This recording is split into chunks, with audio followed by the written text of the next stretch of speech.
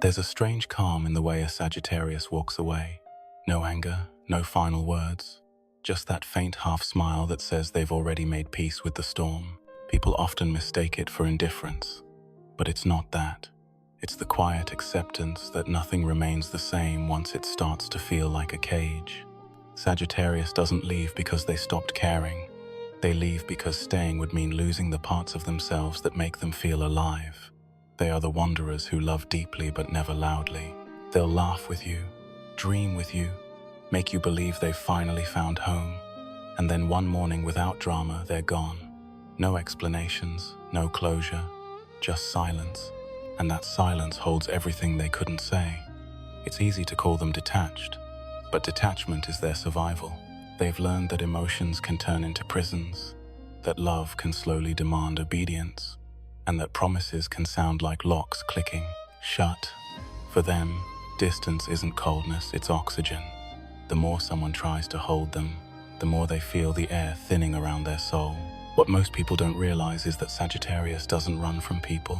They run toward freedom, a freedom not of places, but of mind, a space where no one can rewrite their rhythm or silence their fire.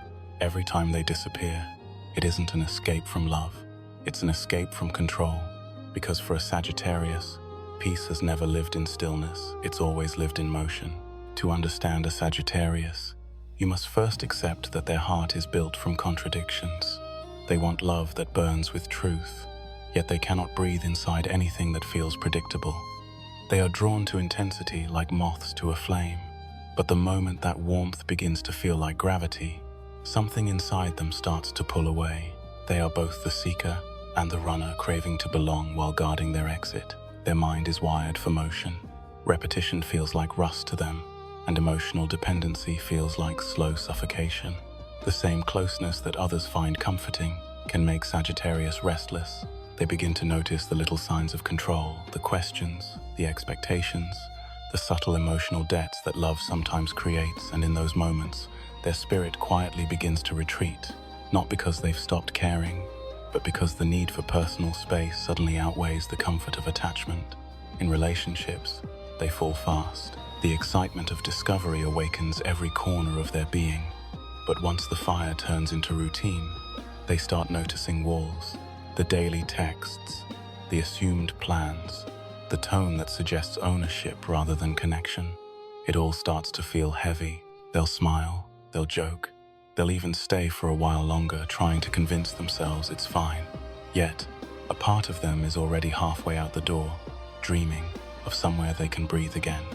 In friendships, they are loyal until loyalty begins to demand conformity. They will defend those they love, but they can't promise presence at every gathering or endless emotional check-ins. When they say, "I just need some time," it isn't avoidance, it's preservation. It's their way of resetting their energy, so they can return without resentment. Even in their careers, the same pattern emerges. Sagittarius thrives on challenge, novelty, and freedom of movement. The moment they feel boxed into systems or routines that drain their creativity, their motivation collapses. They may quit suddenly or disappear into new projects without notice, not out of irresponsibility, but from a deep psychological need to protect their sense of autonomy. Their escape, then, is not cruelty, it's instinct. It's the way their mind keeps them from drowning in the expectations of others. To them, love is meant to be wings, not chains. Yet the irony, it is cruel. The very people they run from are often the ones they love the most. What they truly crave is connection without confinement, understanding without control. But the world rarely offers both, and so they keep moving, leaving behind confusion, silence, and the faint echo of laughter that once meant safety. Because for Sagittarius, freedom is not an act of rebellion, it's an act of survival. Inside the Sagittarius mind, emotions are not just feelings, they are landscapes. Open, unpredictable, sometimes wild, and almost always changing. They don't walk through life following a straight line. They move in curves, detours, and spontaneous turns that make sense only to them. This is where their dark psychology quietly begins, in the space between deep feeling and deep fear. Because the same heart that wants to love freely is the one terrified of being trapped by that very love. Humor is their first weapon of defense. When situations grow heavy, when vulnerability begins to surface, Sagittarius deflects with laughter. They make a joke, shift the topic, or exaggerate a story until the tension fades. It's not that they don't feel, it's that they feel too much. Laughter becomes a shield, an invisible barrier protecting them from emotional exposure. You'll notice it in moments when they're hurt but still smiling, when they turn their own pain into something funny. What looks like lightheartedness is actually emotional camouflage, a way to stay in control of the situation by controlling the atmosphere. Psychologists would call this an avoidant attachment pattern.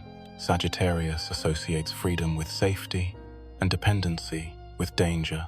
From an early age, many of them learn that needing someone means risking disappointment, so they build their independence like a fortress, guarded by charm, humor, and constant motion. When people get too close, the walls rise automatically, not because they're cold, but because closeness unconsciously triggers the memory of past confinement. Their charm is not manipulation, it's navigation. Sagittarius reads people instinctively. They can sense moods, detect lies, and mirror emotions almost effortlessly. This awareness allows them to move through social situations, like skilled travelers moving through unknown cities, observant, adaptable, and always a few steps ahead. But once they feel someone trying to map their inner world, they withdraw. Their smile fades subtly, their responses shorten, and their eyes start looking toward the horizon, physical or emotional, anywhere but here. It's a psychological escape wrapped in grace. Their relationships often follow a pattern that even they don't fully understand. It begins with intensity, the dopamine rush of new beginnings. Sagittarius loves the high of discovery, new people, new experiences, new emotions. It awakens their restless spirit and feeds their curiosity. But once stability arrives, once the emotional terrain becomes familiar, their mind begins searching for the next high. The comfort that others call love starts to feel like stillness, and stillness feels like slow decay. They're not addicted to chaos, they're addicted to movement, to possibility, to the promise that something new might reignite their fading fire. This cycle repeats quietly through their lives. Attraction, connection, laughter, withdrawal, silence. They don't plan it. It happens like breathing. When emotions deepen, their subconscious warns them, this is where freedom ends. And before they even realize it, they've pulled back, found a distraction, or buried themselves in a new project, a new city, or a new silence. You'll see it in their micro-behaviors. They go quiet right after a meaningful moment. They change the subject when you open your heart. They laugh during serious conversations to make intensity feel lighter. They plan a trip right after a deep emotional discussion. They'll tell you, I just need some time to think. But what they really mean is, I need to find myself again before I disappear inside this closeness. These behaviors are not designed to hurt others, they're designed to protect themselves. Sagittarius fears emotional imprisonment the way others fear betrayal. To them, control is the slow death of the soul. Every time they sense emotional dependency forming, a small alarm goes off inside their mind, warning them that their individuality is at risk. So they retreat, not always physically, but mentally. They disconnect to reset their emotional boundaries, even if it costs them the warmth they secretly crave. And yet, beneath all of this defense lies a deep, unspoken exhaustion. Constant movement becomes its own kind of loneliness. There's a part of Sagittarius that longs for stillness, a person or place, where they don't have to explain why they run. But the moment they find it, fear whispers again. What if staying means losing yourself? And so the wheel turns: love, laughter, escape, reflection, the endless dance between desire and distance. If you watch closely, you'll notice that every Sagittarius laugh hides two truths, one that entertains the world, and another that cries quietly behind the curtain. Their humor is the bridge between their inner chaos and outer composure. It's how they remain untouchable, even when they're breaking. The dark psychology of Sagittarius isn't about cruelty or manipulation. It's about the invisible war between their heart and their freedom. They want to feel safe, but their safety has always been tied to motion. They want connection, but every connection reminds them of boundaries. They're masters of escape, not because they enjoy running, but because they've never learned how to stop without losing themselves. And if you ask them why they keep doing this, why they leave good people, why they run from love, why they joke when they should cry, they'll smile and say, because that's just who I am. But deep down, they know it's not who they are. It's what they became to survive. There always comes a quiet evening for Sagittarius, not filled with noise or laughter, but with stillness. The laughter that once echoed through rooms now fades into a silence they can't escape. The faces of people they loved and left begin to visit them in memory, not as regrets, but as questions. They start to realize that many of those stories didn't end because of betrayal or anger. They ended because they couldn't stay long enough to be understood. For so long, Sagittarius believed that leaving early meant staying safe. They told themselves that attachment kills truth, that commitment erases freedom. But as the years unfold, they begin to notice a strange emptiness that no new experience can fill. The constant chase, the next adventure, the next thrill, the next escape no longer feels like discovery. It feels like repetition, wearing different clothes. And in that realization, something inside them starts to soften. This is the beginning of their awakening. It doesn't happen suddenly, and it doesn't arrive through grand gestures. It comes quietly through the fatigue of running, through the awareness that solitude, once sacred, now feels heavy. They start to see that the same walls they built for protection also kept love out. They see how many chances they missed, not because people failed them, but because they never allowed themselves to be seen long enough to be loved for real. There is a moment every Sagittarius reaches when freedom itself begins to feel like confinement. They realize they have mastered the art of leaving but not the grace of staying. They've perfected independence but forgotten the peace of belonging. And for the first time, they question whether their version of freedom was ever freedom at all, or just another form of fear disguised as strength. This spiritual conflict runs deep. Their soul still craves adventure, but now they crave meaning even more. The same fire that once burned for escape now longs for understanding. They begin to sense that intimacy doesn't have to be control, that vulnerability doesn't mean surrender. True connection, they discover, is not the death of freedom, it's the expansion of it. Because freedom without purpose becomes chaos, and motion without direction becomes noise. With maturity, Sagittarius begins to slow down. They start to listen instead of react, to stay instead of withdraw. They learn that not every silence is a trap, not every promise is a cage. They start valuing the rare people who give them space without distance. Those who understand that their quiet doesn't mean disinterest, it means recalibration.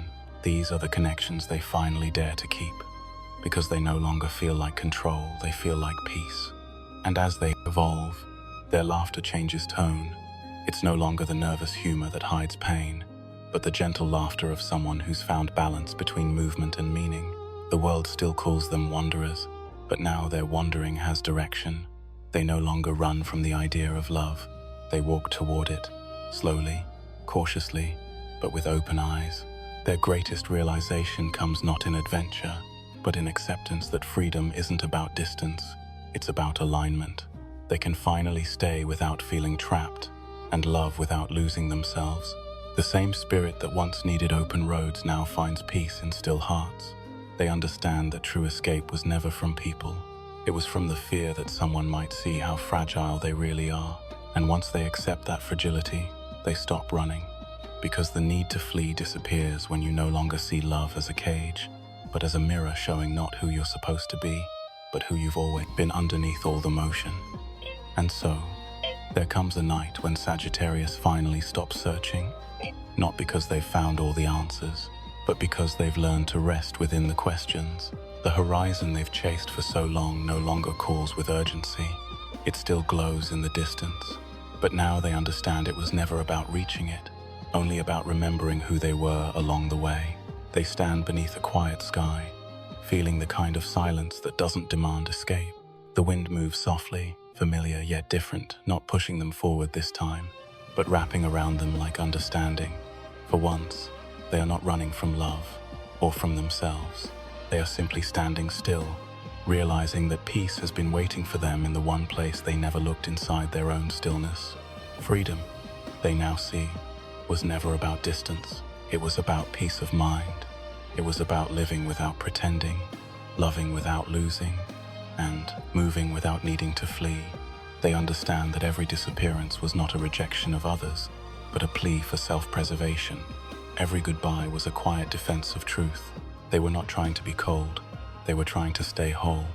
And when that understanding finally settles, Sagittarius feels something new, not the thrill of running, but the serenity of arriving. The urge to vanish fades because there's no longer anything to escape from. The laughter that once masked pain now becomes soft, genuine, effortless. The fire within still burns, but it burns steady, not wild. It no longer consumes, it warms. Now the story is ending, but the mirror stays. And in that reflection, Sagittarius doesn't see the escape artist anymore. They see a traveler who learned that the real journey was never across places or people, it was within.